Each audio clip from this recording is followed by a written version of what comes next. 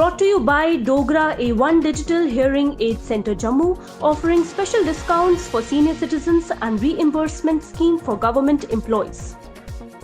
Hello viewers, you're watching Jammu Links News. I'm Mannat Gupta and welcome to the daily updates of Midday News. Let's begin. Comprehensive mechanism is being put in place for carrying out developmental activities in the Union Territory of Jammu and Kashmir. Ongoing development works are being monitored for the implementation in right earnest. The Lieutenant Governor Manoj Sinha made these remarks during his visit to Kathua district to review the developmental scenario of the district. During his visit, the Lieutenant Governor met various public representatives and delegations to get first-hand appraisal of local issues and developmental aspirations of the people of the district. The Lieutenant Governor also inaugurated developmental projects worth Rs 31.77 crore and led e-foundation for projects costing Rs 18.87 crore. Union Minister Dr. Jitendra Singh on Wednesday said the Himalayan states and Union territories such as Arunachal Pradesh and Jammu and Kashmir offer unexplored potential for post-COVID resurgence. Addressing the Himalayan Divas conclave, Singh said for centuries, the Himalayas have stood like a custodian guarding India against foreign invasions and the assault of nature. Citing scientific research, Singh said, for a large part of the Indian subcontinent, Himalayas serve as a major source of water, flora and fauna. Lieutenant Governor Manoj Sinha visited AIIMS site at Vijaypur and inspected the pace of the ongoing construction work on the prestigious project. He directed the executing agencies to stick to the timelines to ensure the completion of work within the stipulated time frame. The Lieutenant Governor observed that the UT government is aiming to make the healthcare system of J&K best in the country. Mega projects like AIIMS will certainly boost the healthcare sector in Jammu and Kashmir. Jammu and Kashmir recorded its highest single-day spike of 1,617 new COVID-19 cases, taking the Union Territory's infection tally to 47,542. It was for the seventh time in as many days that the number of new COVID-19 infections have crossed 1,000 mark in a 24-hour period. Among the new cases, 894 were reported from the Jammu region and 723 from the Kashmir Valley. There are now 12,839 active COVID-19 cases in Jammu and Kashmir, while 33,871 coronavirus patients have recovered from the disease so far.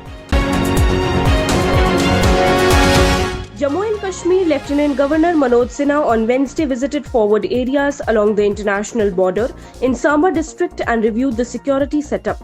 The LG interacted with BSF officers and commanders and stressed that the government recognizes their unparalleled contribution towards national security. The LG assured to solve all issues brought to his notice by the BSF and presented a food basket to the Jawans at the BSF border outpost. With the highest single-day spike of 95,735 new cases and 1,172 deaths reported in the last 24 hours, India's COVID-19 tally crossed the 44 lakh mark on Thursday, according to the Union Ministry of Health and Family Welfare. The total number of coronavirus cases stands at 44,65,864, including 9,19,018 active cases, 34,71,784 cured or recovered or migrated, and 75,062 deaths, said the Health Ministry. Maharashtra continues to be the worst affected state. Engaged in a standoff with the Chinese army, the Indian Army has given instructions to field commanders that the Chinese should not be allowed to transgress at any cost, and also directed them that troops should maintain utter discipline while protecting Indian territory.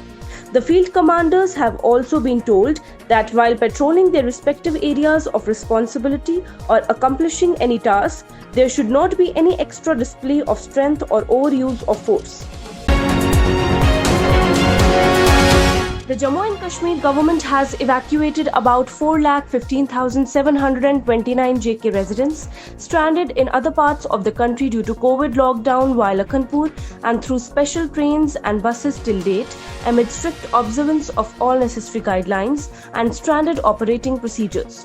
As per the official data received in this regard, the Jammu and Kashmir administration has received 140 special trains at Jammu and Udhampur railway stations from different states and UTs so far, with about 1,23,747 passengers, while about 2,91,982 persons from other states and UTs, including 934 from abroad, have been evacuated by the government through Lakhanpur till date.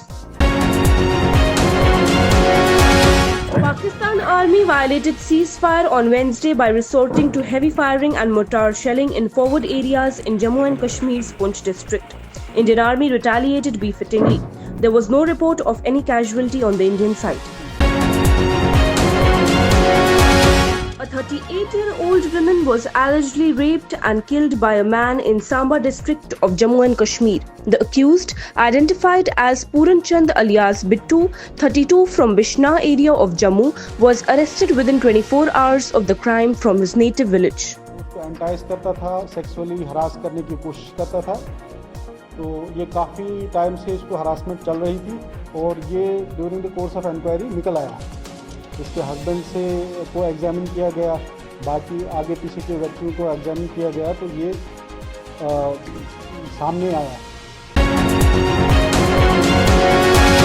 Jammu and Kashmir Integrated Child Development Services keeping pace with an intensive campaign being launched across the country for holistic nourishment of children with severe acute malnutrition today launched Poshan Mah 2020 at Jammu. Pertinently, Poshan Mah 2020 is being celebrated across the nation from 1st of September to 30th of September 2020 as part of Jan Andolan under Poshan Abhiyan. This is the third successive year that Poshan Mah, central government's flagship program, aimed to improve nutritional outcomes for children, pregnant women and lactating mothers, is being celebrated across the nation.